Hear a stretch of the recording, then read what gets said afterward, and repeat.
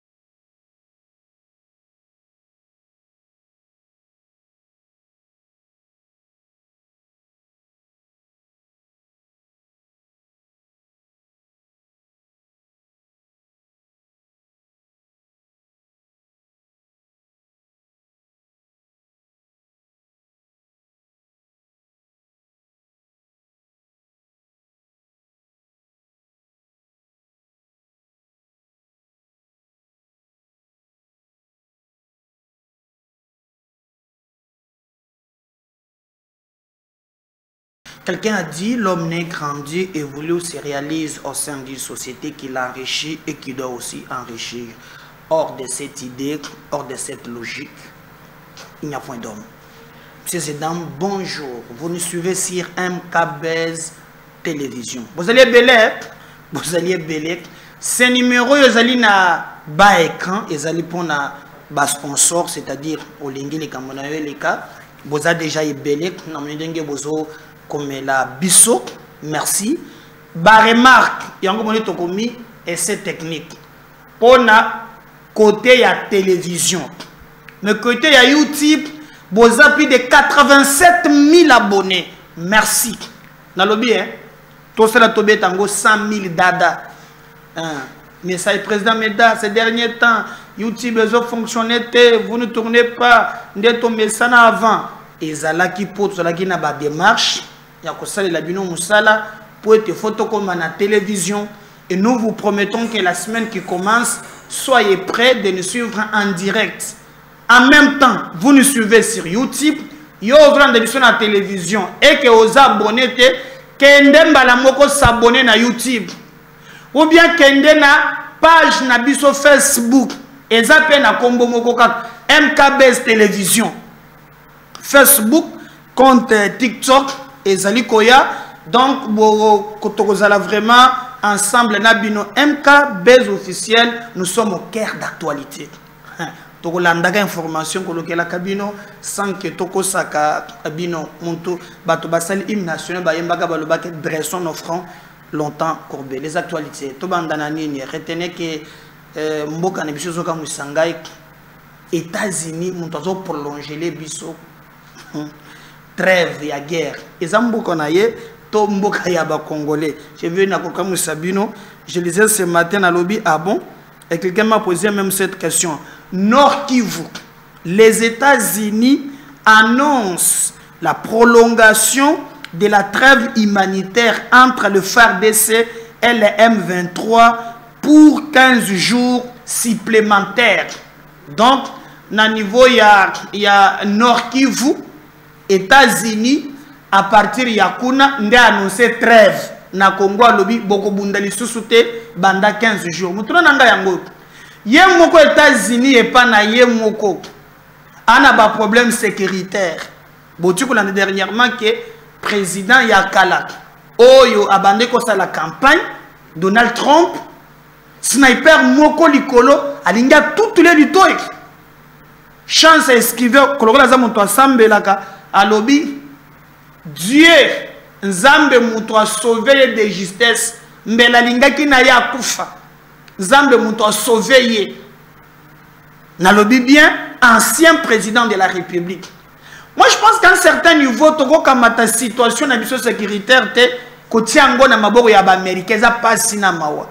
Bon, vous savez le monde de ce qu'il est ba ya makasi ba bango ba grande puissance bisonde ba puissance ya muke nde toko nyo comme mais en Afrique il y a aussi des nations oyetongama comme l'Angola hein le bazaba force militaire hein bon ka mwamboka ya muke ya bondoki oyo bamelaka makila ka Rwanda wana pour quand vous regardez aussi c'est parce que bazali derrière na bango na ce que vous appelez la communauté internationale ozo soutenir bango et nous vous disons que ce n'est pas bon que ba trêve ezalaka annoncé na mboka na abiso donc les États-Unis balobi banda 15 jours ezala Kagame ezala bato mususu bogotika la te kobunda lisusu. En entre-temps il y a des déplacés il y a des déplacés internes il y a kosakanate bazali ko se déplacer et lorsque biso tolongo dans les 15 jours wana bao bazonga koloka ndenga ya ko sala soki ndenge nini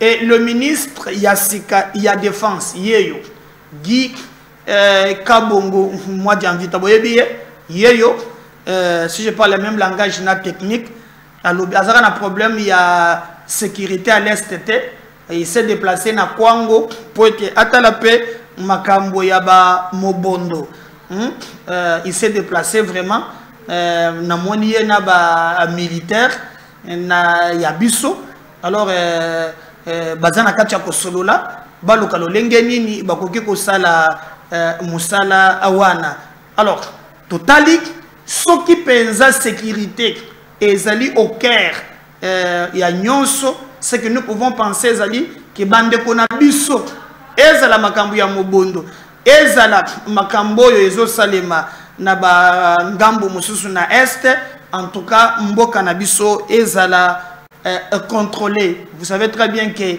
le ministre ya communication na c'est ça comme mikolo bazo sakanate katakata ba média soit que le biga kao makambo ya est en tout cas bakati signal mais nous avons dit bisonam kabez officiel nous allons jouer le patriotisme pour être musala et salema très bien MKBS télévision top MKBS officiel na YouTube bakosay la bino musala ndenge et longobani. Alors comme na page sécuritaire le président de la République azali pe ko sala musala makas azali ko bunda pour être mboka na biso to lukandenge nini tokoki kotonga armée ya sika nangambu mususu toyoki bandeko oyo moko qui s'appelait John Numbi lelo famille même ya Shebe ya bazali ko luka butu na moyo lenge nini bakoki ko sambisa John Numbi bon nana ko sambisa ye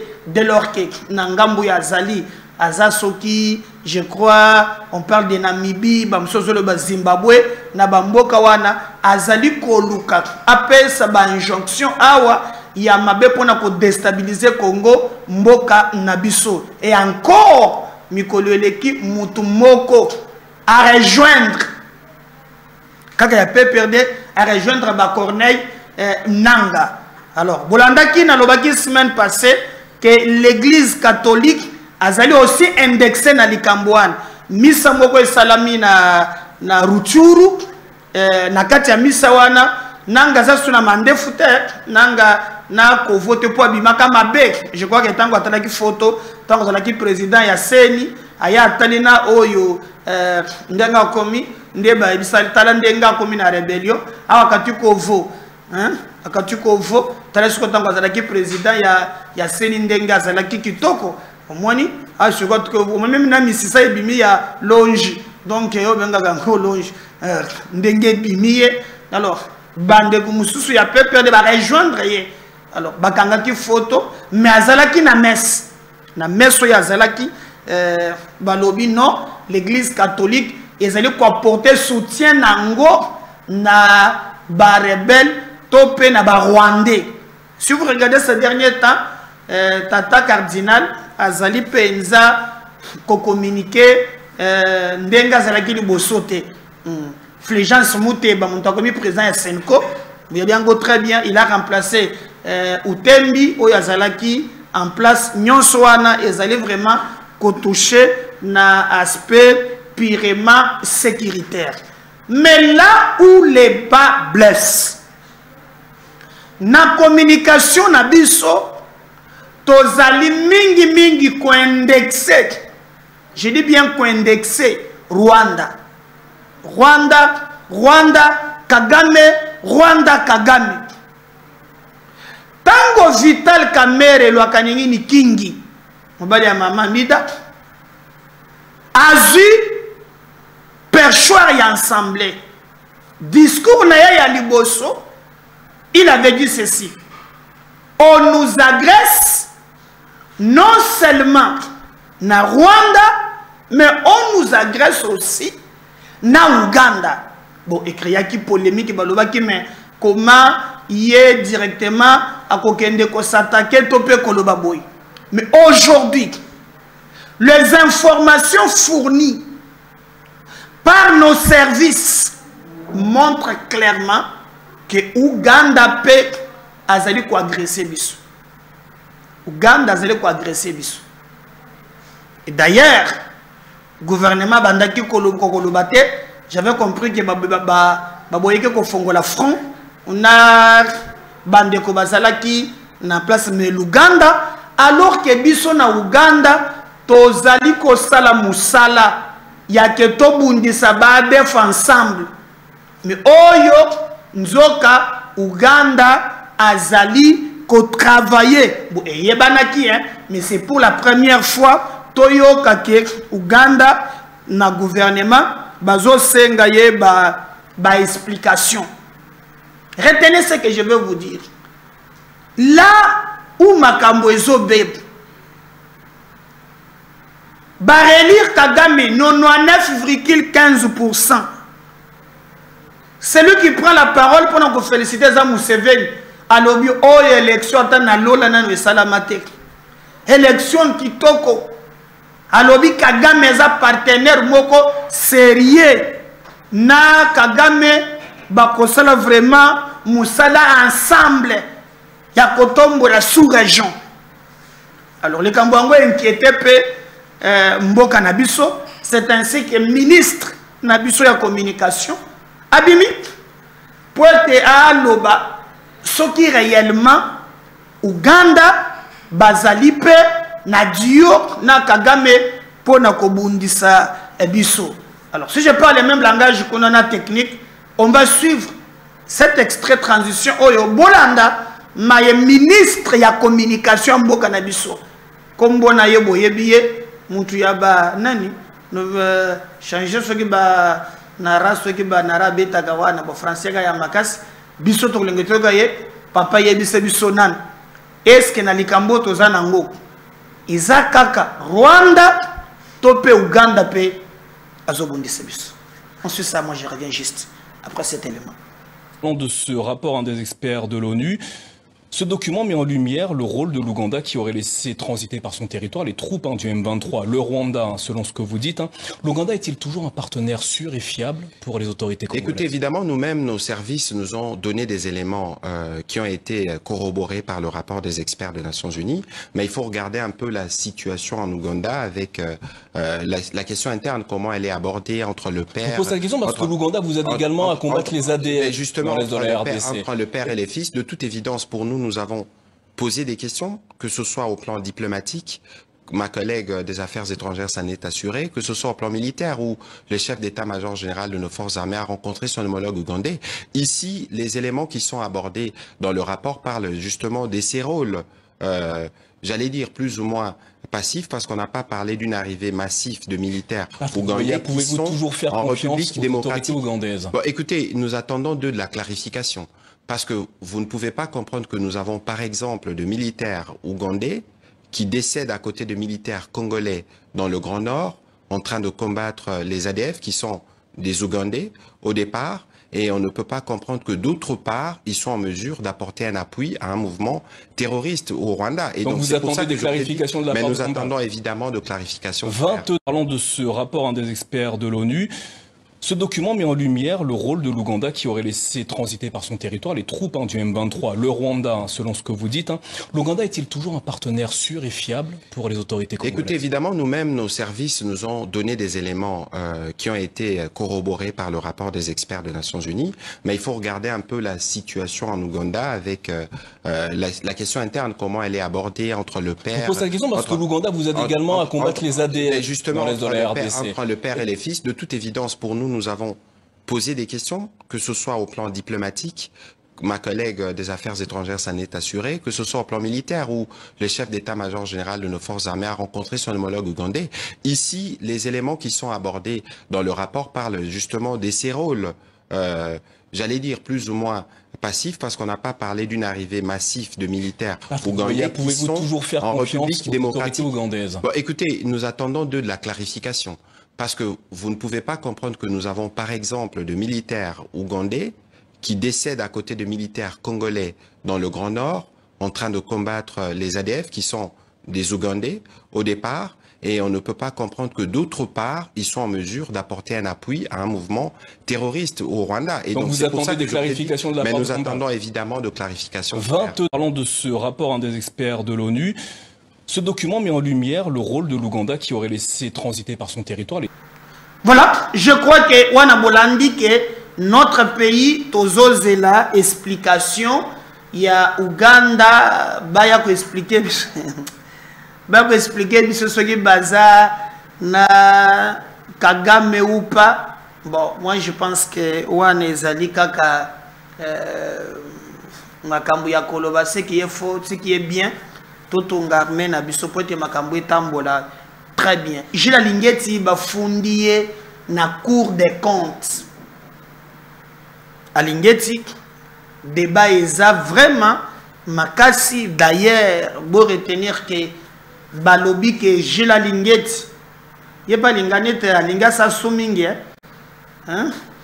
Pone linga sugi ya boy. Jila Lingeti balobi bazuye loboko na mayematali jekamine. Alors liboso ezalaki rimer mais lelo balobi bafundie na Cour des comptes po akende kosamba. Alors kambozoka musangai mikolo eza ye na ye. Alors moninga mususu oyo ba sali na ye émission journaliste afandeli a Lingeti alobi makambo ebele bato ya Top Congo FM balobi oyo a Lingeti asali akei au-delà ya oyo akokaki kosala. Alors ce que le problème est aboy en entre-temps bazali ko accuser Jila Lingeti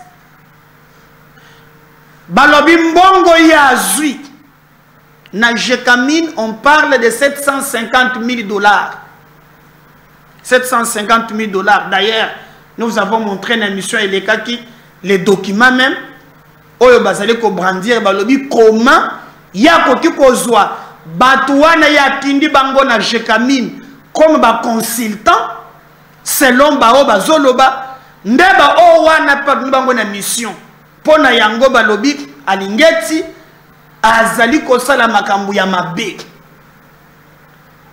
Mais pourquoi ce débat est bimi kaka moment makambu ya balampadaire ye makasi, moment makambu ya ba forage ye makasi? Parce qu'il faut retenir que balobi Nicolas Kazadi bato bakanisa ki akei mazozonga. Je crois que zonga lelo, ce qui lelo te vendredi, Nicolas Kazaya kozonga. Mais en entre-temps, Rubota azana prison. En entre-temps, Bacheli azana prison. Mais quand même akenda ki kobela. Malade sili kaka 2 jours liban. Les autres disaient même que non, il a réuni ba mouvement associatif, ba mouvement citoyen pour être basala ba point de presse.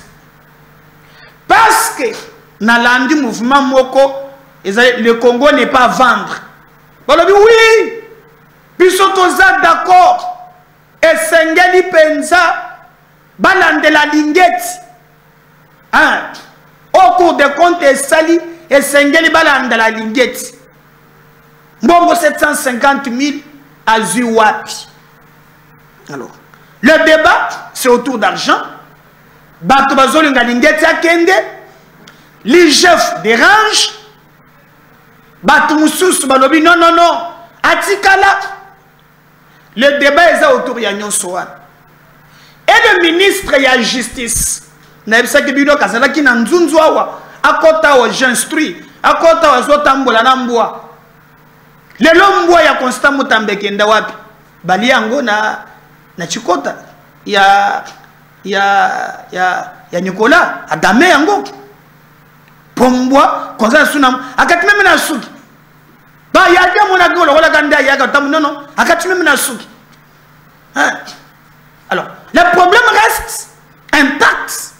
C'est la justice qui est la vie des nations. Mais ceux qui posent un mboka, batamboli. Est-ce que Boebike, Ngana Kamwe, procureur, a permettre Nicolas Kenda Zongi? Ah oui?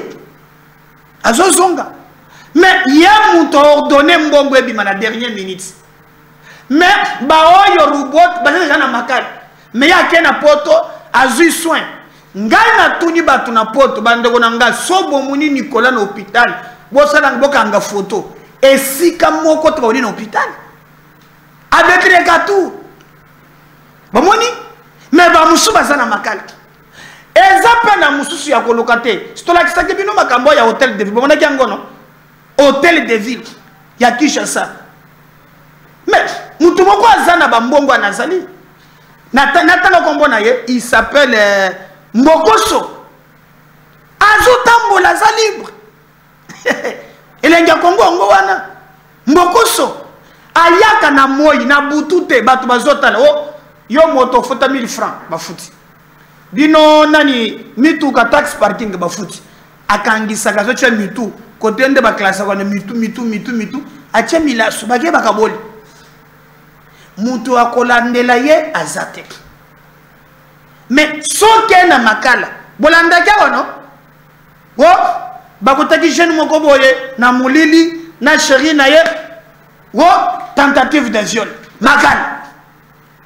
Mais ba criminel économique, baza libre. Est-ce que vous avez monté à détournaka? Quelqu'un m'a posé le président, est-ce que mon temps le bagage la solo mende konangai na lobby mbokoso na ma totali loba comme mbokoso bo basta la audit ya bambonga zu ya tax parking on nous parle au-delà de 40 millions. Ces pays ne manquent pas d'argent.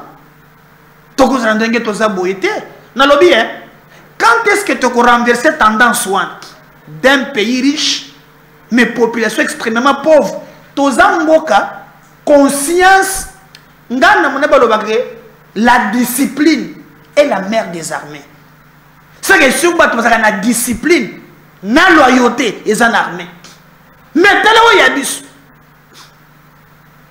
a biso soldat a la possibilité ya kokamata masas oye sumba mina mbongo contribuable congolais ateke la ba rwandais baya baboma bandeko na ye ngana zalaki awa na 24 ans to zalaki na dondi wana te ya zalaki te na zanga mbongo na betele lisolo na soko na supermarché na sumba mo eloko moko boye na kuti général azana teni azu sac ba nenu panier wana whisky na ba whisky 82%, 150%. Soit tu le boko boy. Tala bloc à $, kanaba whisky. Okotuna me yo bafuta kayo combien? Le Congo c'est un pays vraiment. Na bamboka mususu balandela ka bozu ya muntu. So zotonga peuple a télé. Asala ka wapi? Peuple a ko dénoncer. Yo ya zumbongo ngo wapi? Mais pas na biso. Beaucoup là na kaka boyo tongo moko boyo moneka asomi 4 parcelles. Batuna kalikambute. C'est quel pays ça? Moko a bombaté aleka na teva lobi Nganache 150 millions na Vetleb. Abangité na TV l'équipe. Na tenait les camps. Yo général. 150 millions. D'ailleurs, je vous donne une révélation. Namboka nabiso. Na makambo matali forêt. Monto yazo teka ba boa koleka na Congo, c'est un général. Le plus grand forestier général. Nous devons faire un effort. Regardez la volonté, la détermination. Le président Zanango pour changer makambo ya est. Mais justice est songaye. Justice est songaye. Mboka oyo mutuna domaine na ye. Akosala o par na ye. Parce que Nzamba retourne à Gabiso Nyonso. Qu'avez-vous fait de votre pays?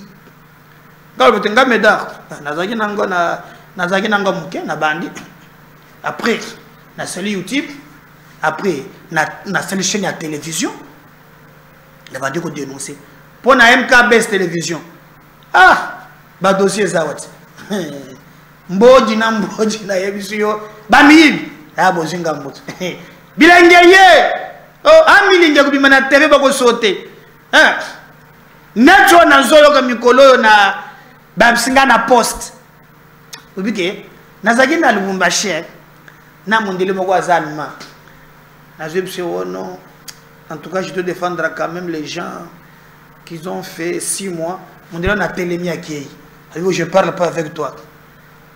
Non, ne me dis pas ça. 6 mois quelqu'un peut. Oh. Yo zo comme 6 mois. Mais Kende va me 20 mois. 20 mois. Mais Bakenda Moussala. Le président de la République a responsabilisé Bat. Qu'est-ce qu'ils font aujourd'hui? Donc, il chaîne Oyo, Toche Yango est chaîne Yaba Patriote. Oh, Ngai Bazinga Boy. Oh, Nga Bazui Lupang. Oh, Nga Boy. Numéro Yango One. Oh, Bisona Boy. Bambodi. Eko beta mawa. Soto banga kamuto, banga kamobeko. Banga kamobeko ndeko nangai. Ce pays nous appartient. Et cela montre à quel niveau notre engagement, notre détermination pour nous changer le cannabis. Maintenant, entre-temps, surtout aux olés là, il dépêche aux obos managaga. Oh yo, kokonanga zolo bantongu tos. Donc, kone komi le bilu no noir. Bazobo manabango na bango. Quand je fais cette émission, kona na boboto, balongole sur kaboy. Kaboy kolonga combien de fois? Hein? On revient juste après. Merci.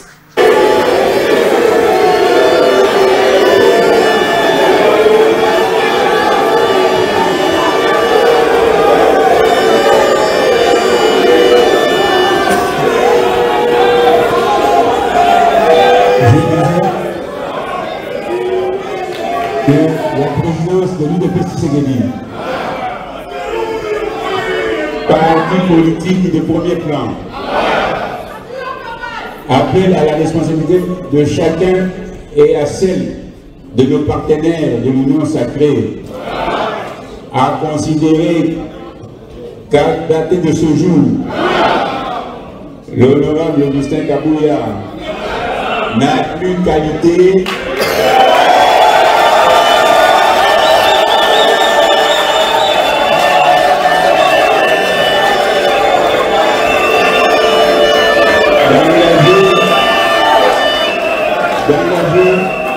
l'Union pour la démocratie et la démocratie et les petits séminaires de l'enfant.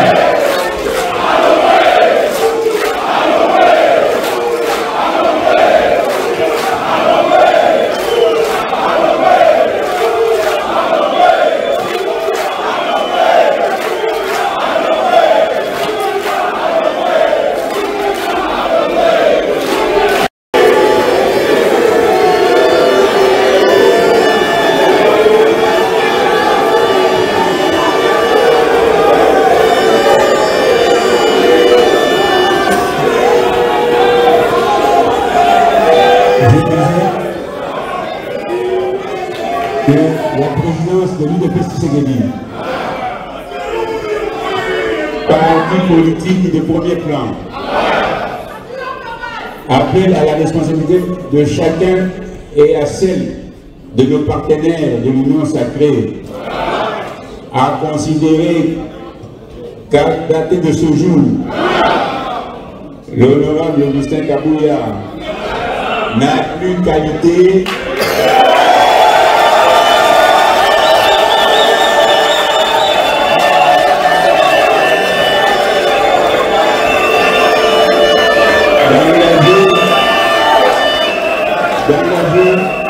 l'Union pour la démocratie et la démocratie et les petits sénégalais ensemble.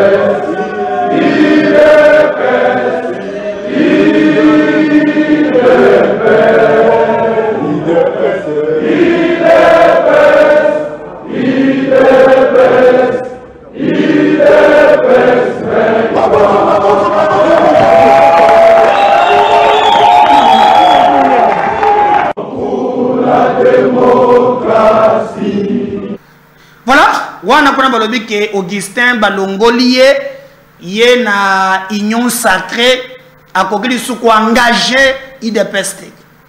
Augustin okokende te kaba yoane sukoyo à répondre à bango MKB officiel TV au cœur d'actualité. Regarde ça.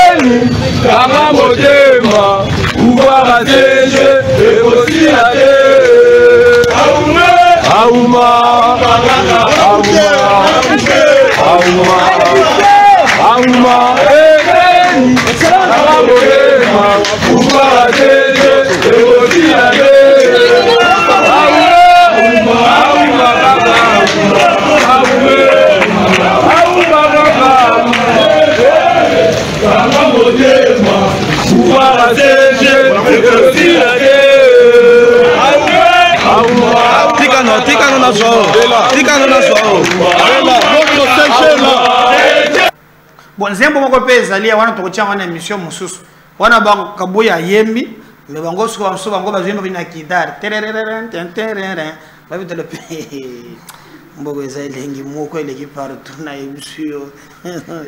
Alors, Kabouya a sali à répondre à Bango na communiqué Oyo, technique on y va, et Zali Mukanda Yango, vous avez très bien, présidence du parti. Et le président, communiqué Zali numéro 001, IDPS, référence, lobby, en exécution des résolutions numéro 01, bar IDPS, bar con extra, bar 23, du congrès extraordinaire du 26 août 2023, spécialement sur la mission confiée au secrétaire général faisant fonction du président à intérim du parti d'assurer le bon fonctionnement du président intérimaire du parti, d'assurer le bon fonctionnement et la bonne organisation du parti. La hiérarchie du parti invite tous les membres au calme, à la sérénité et à l'unité.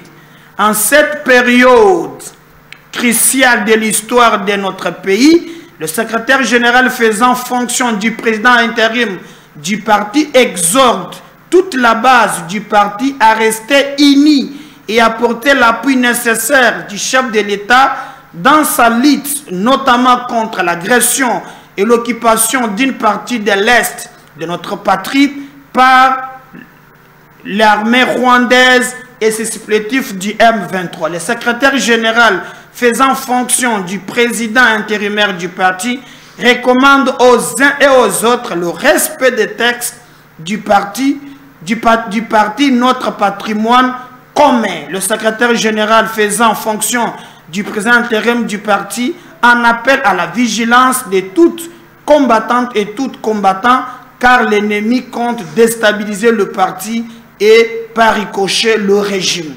Fait Kinshasa, le 17 juillet, Augustin Kabouya, président d'intérim. Mais il y a un communiqué faisant office président intérim. Mais Bimika Mikolo, donc, le combat atteint niveau moko mystique. Daniel Safou. Il faut que Safou beta kanzembo moko la guerre est commencée. Tokosuka wat. Bandi konanga po ali réseau kende. Toko comme na niveau moko ya makambo ezo kende na ndenge ya amabe. Alors, merci. Pour les gens qui na YouTube, vous partagez le lien, vous batonso balanda yango. Yo landi biso na télévision, kende na chaîne YouTube na biso o s'abonner. Ezali MKBez officiel, wana na YouTube. Mais na TNT ezali MKBez TV. Batu balandi na YouTube na TNT. Tinda pe message na bande ko mususu ba reprogrammer ba chaîne yeba que MKBS télévision zali chaîne auto kolanda président Médard chaque jour na ba dossier ya minene information ya Congo le même information bolanda ngopé na YouTube. N'oubliez pas na Facebook. Boza 87 000 na YouTube. Même 87 000 bokende na page Facebook. À partir de lundi, nous sommes normal, Bokolanda Bisso ensemble. Écrivez-nous sur ce numéro-là, on est prêt à répondre. Merci na Dondi na technique, merci na Igor Kunga. On revient tout à l'heure le numéro Moussous. Bye.